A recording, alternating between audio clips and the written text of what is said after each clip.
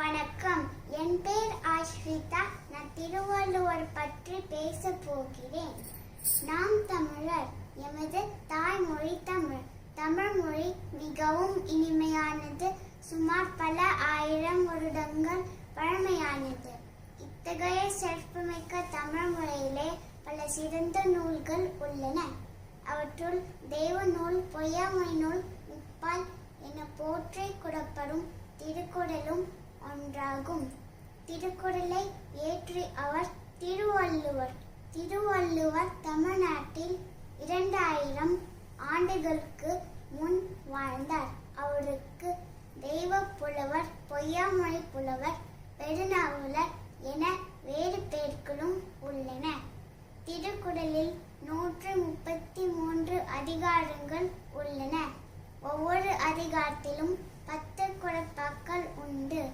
ஒவ்வொரு குறளும் 2 வரிகளை கொண்டவை.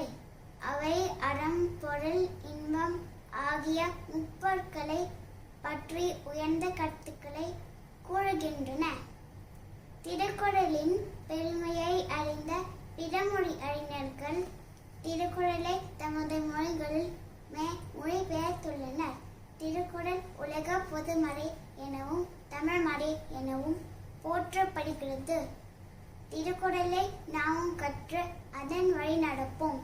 திருவள்ளுவர் பிறந்த ஆண்டு கிறிஸ்துவுக்கு முன் 31ஆம் ஆண்டாகும். இந்த ஆண்டிலிருந்தே தமிழ் ஆண்டு கணக்கிடப்படும். எனவே 2010 ஆண்டு திருவள்ளுவர் ஆண்டு 2041 ஆகும். கடவுள் வாழ்த்து. அகர முதல எழுத்தெல்லாம் ஆதி பகவன் முதற்றே உலகு.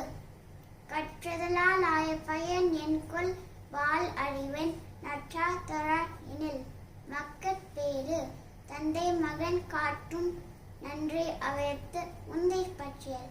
மகன் தந்தை காட்டும் உதவி இவன் தந்தை எண்ணூற்றான் கொல் எனும் சொல். அன்புடைமை. அன்பிற்கும் உண்டோ அடிக்கும் தாழ் ஆர்வலர் புன்கணில் பூசல் தரும். அன்பிலார் எல்லாம் தமக்குரியர் அன்புடையார் என்பும் உடைய பிறர்க்கு. செய் நன்றி அறிதல்.